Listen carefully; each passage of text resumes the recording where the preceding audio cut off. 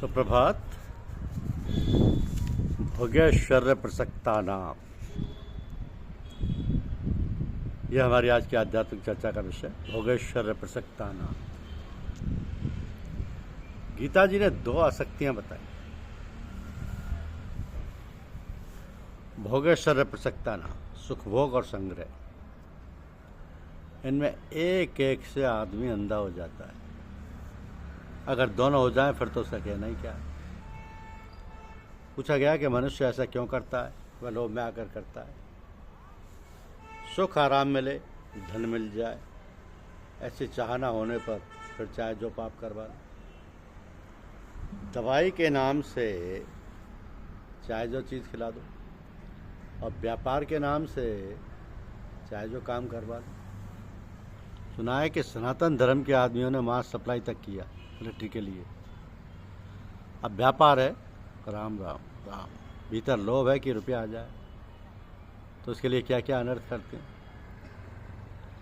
क्या क्या अनर्थ करते हैं लोग, रोंगटे खड़े हो जाए अगर विचार करके देखें तो। ऐसे अन्याय करते हैं। और है क्या, ये धन कितने दिन ठहरेगा, आप कितने दिन जिएंगे, परंतु पाप की गठरी तो बांध ही लेता है।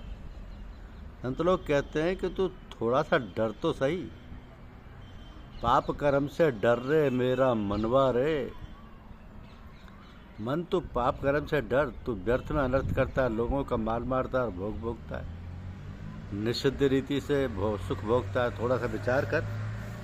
मनुष्य शरीर मिला तेरे को, अच्छी अच्छी बातें सुनने को कहने को मौका मिलता है, फिर भी तू ऐसा करता है। भाइयों सज्जनों, दुनिया का उद्धार हो सकता है, परंतु ऐसे आदमी का उद्धार नहीं होगा जो महान अपराध करता है। फिर पूछते हैं कि वैराग्य क्यों नहीं ठहरता। वैराग्य कैसे ठहरे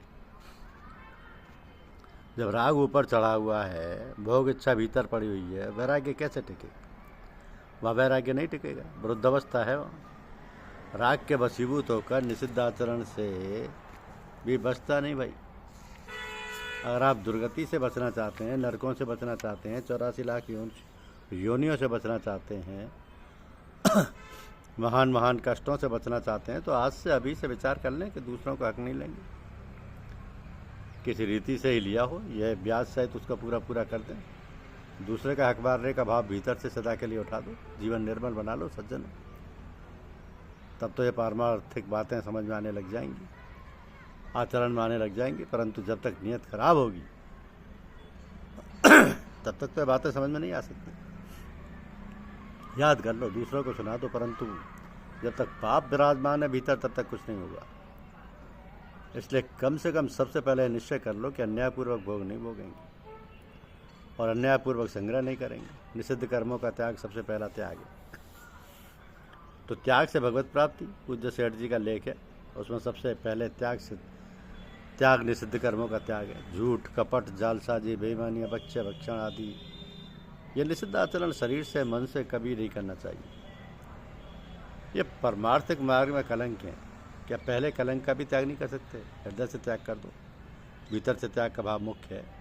इतना होने पर भी किसी कारण से कभी कोई पाप या दोष हो जाए तो जलन पैदा हो जाएगी। ये इसकी पहचान है, अशांति हो जाएगी। उस जलन में ये ताकत है कि आगे दोबारा पाप नहीं होगा। पक्का विचार कर लें, अब नहीं करेंगे।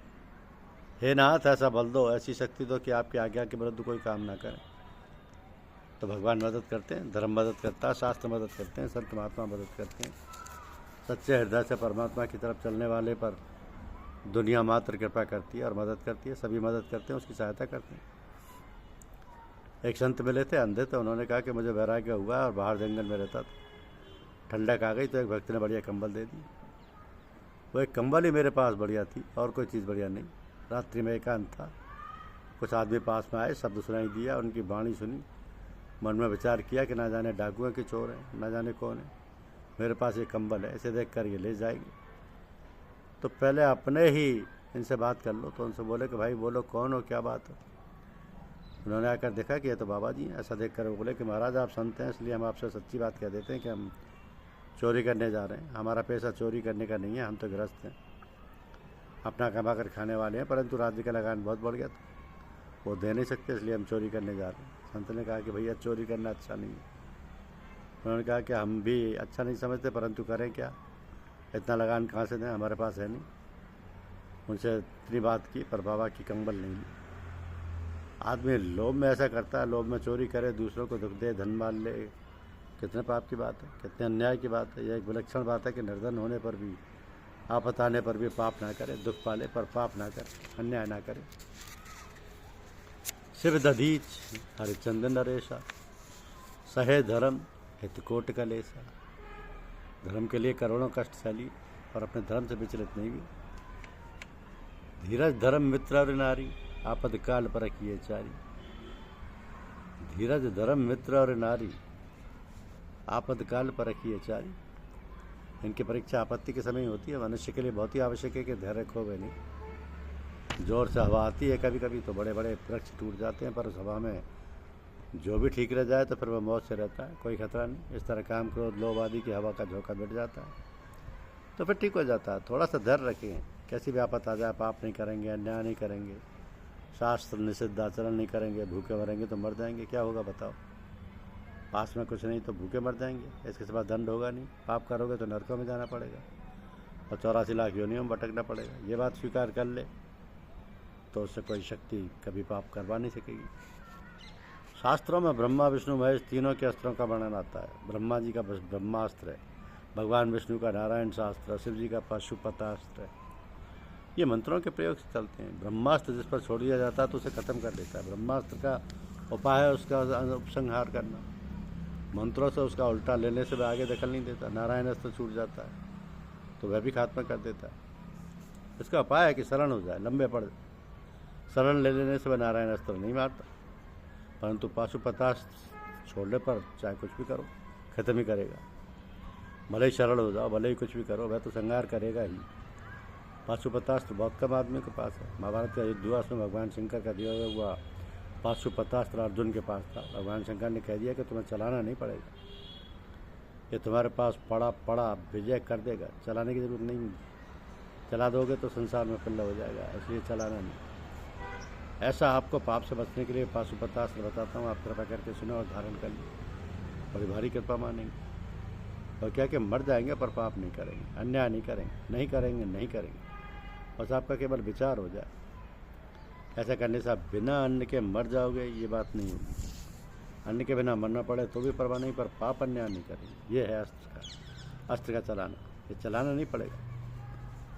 पक्का विचार पड़ा पड़ा आपकी विजय कर देगा। हमें मौत स्वीकार है, आफत स्वीकार है, पर पाप स्वीकार नहीं। ऐसा पक्का विचार होने पर आपसे कोई पाप नहीं करवा सकता, अन्याय नहीं करवा सकता। किसी की ताकत नहीं कि अन्याय करवा ले। साथ में रखिए भगवान का भरोसा, याद करते रहो कि नाथ ये बात तो मेरी है, पर बल आपका है। इस बात के निभाने में बल आपका होगा तब होगा काम। अर्जुन को भगवान ने कहा कि तू निमित्त मात्र बन जा। निमित्त मात्रम भव सभ्य साचिन। निमित्त मात्र तो मैं बन जाता हूँ, परंतु एक काम कर लेना ठीक तरह से, ये मेरी ताकत के बारे की बात है। आप निभाओ। उससे वक्त लाज प्रतिज्ञा राकेश आई, अच्छी करे सो राम जी जो करते हैं अच्छा करते हैं। भगवान के द्वारा अपना अच्छा ही अच्छा होता है, रक्षा होती है, सहायता होती है, फायदा होता है, नुकसान होता ही नहीं। धन्यवाद। यूट्यूब चैनल को लाइक और सब्सक्राइब अवश्य कीजिए। शुक्रिया।